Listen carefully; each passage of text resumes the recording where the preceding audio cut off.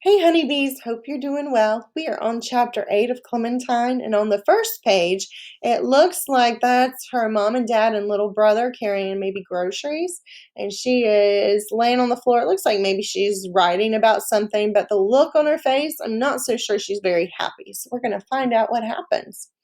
So, one thing to remember when I am old, if I ever do get married, which I will not, I will only have one kid, the first one. She is plenty good enough, even if she's the hard one. Nope, no need for another kid, even if he's the easy one. Although, thinking about my brother and thinking about my journal gave me an astonishing idea on Saturday. Last week, Turnip had to get a shot at the doctor's, and he was so mad about it. My parents let him rent a video and eat gummy worms even though they are usually the Sesame Street and carrot stick kind of parent. So I pretended I had to write in my journal, even though I didn't because it was the weekend, and I pretended I was mad about it so my parents would feel sorry for me too. As soon as I came into the room, I scrunched my eyebrows down like arrows and stuck my bottom teeth out as far as they could go. Here's a picture of that. If my teeth were pointier, I would have looked fierce, like a stone lion. See how mad I looked? Okay. But guess what my parents did? Nothing, because they are not so good at paying attention. Excuse me, I said. I am very mad about this journal. May I please have some gummy worms in a video? They stared at me like I had spoken in the secret language Margaret and I use, which is, I was almost sure I had not. You let Zucchini have gummy worms and a video when he was mad about his shot, I reminded them. First of all, my mother said, your brother's name is not Zucchini. Second of all, he's 3 years old. And third of all, my father said, considering all the trouble you got into this week, I don't think that's quite the time for special treats, do you? Okay, fine, I said, but it wasn't. In the afternoon, my mom had to go to her yoga class, and my brother had to go to his Saturday playgroup.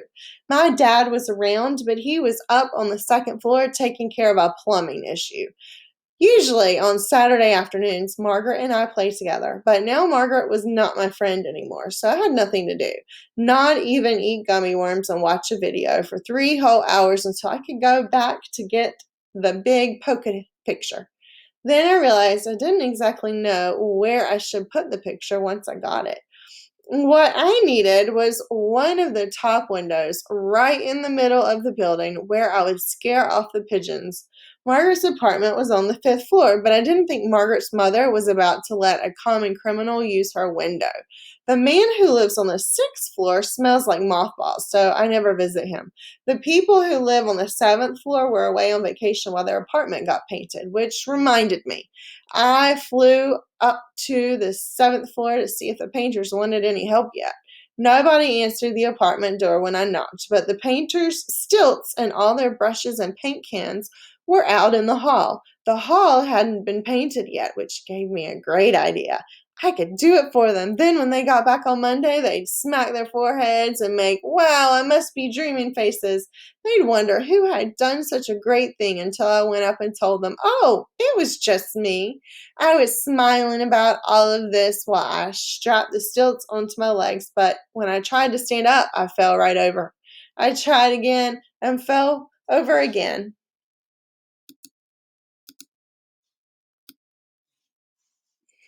Those were stilts.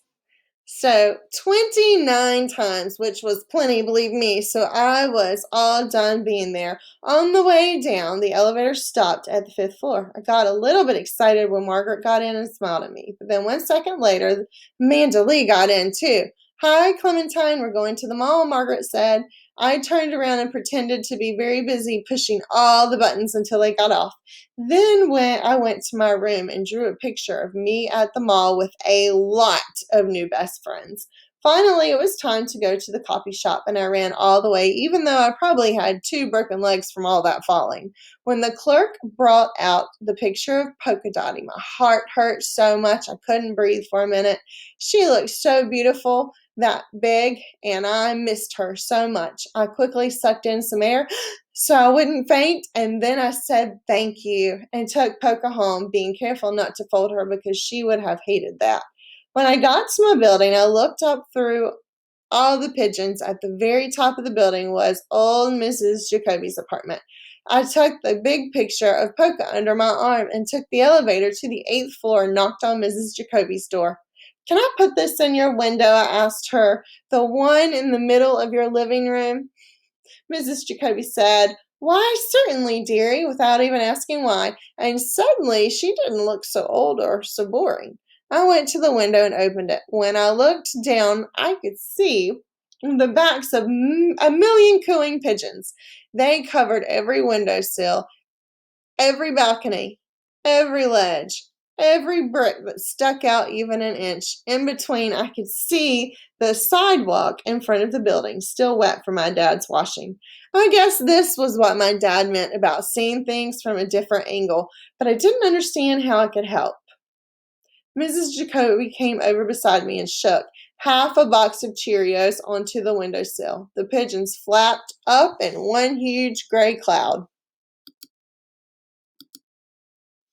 and my brain snapped. Hey, hey! I ran out of Mrs. Jacoby's apartment and all the way down to my own 8 times 12 stairs, which equals 96. Dad, I yelled.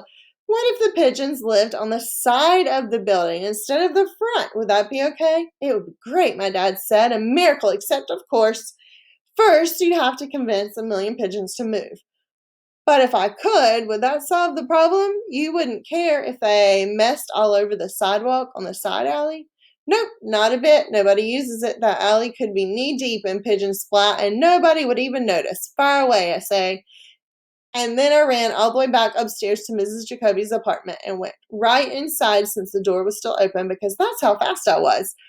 I'll run for your Cheerios every week, I told her. You won't even have to ask me every day if you won't. But will you stop feeding the pigeons from here? Would you feed them from the side window instead? I took her into the drawing room and showed her a perfect place. Let's start today, I said.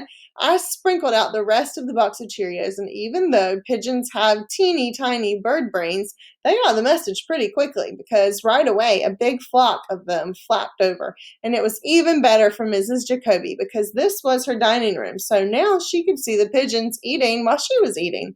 And then I was all done being there. So I ran back home to tell my dad the good news. He and my mom were in the kitchen starting dinner. So I told them and I told them and I told them. And my dad kept saying, "Way to go, sport." And my mom kept saying, "Thank goodness. Now you don't have to spend your life cleaning up after those pigeons." They were so happy, but my parents were sneaky too. Somehow, while I was telling them about Mrs. Jacoby, one of them slipped me a colander of green beans and brainwashed me into snipping them. Didn't really care though. Seeing the wow, I must be dreaming faces on my parents was even better than it would have been seeing them on the painters. Unfortunately, they didn't have those faces for very long. After dinner, my mother said she'd get a little work done. Then she went to the cupboard to get her special markers, which were still in Margaret's room. "You used my, not the permanent. Those are for, what were you?" It was a very bad sign when my mother can't finish her sentences. They're at Margaret's. I told her they're fine, not even chewed on. I'll go get them. "Oh, no," said my father. "We'll go get them. I think it's time we had a talk with Margaret's mother anyway. You go sit in your room and think about things." So I went to my room and thought about things, like Margaret's mother explaining to my parents about the easy one, hard one rule. And I think that was the end of chapter 8. We will pick up with chapter 9 tomorrow. Have a great night.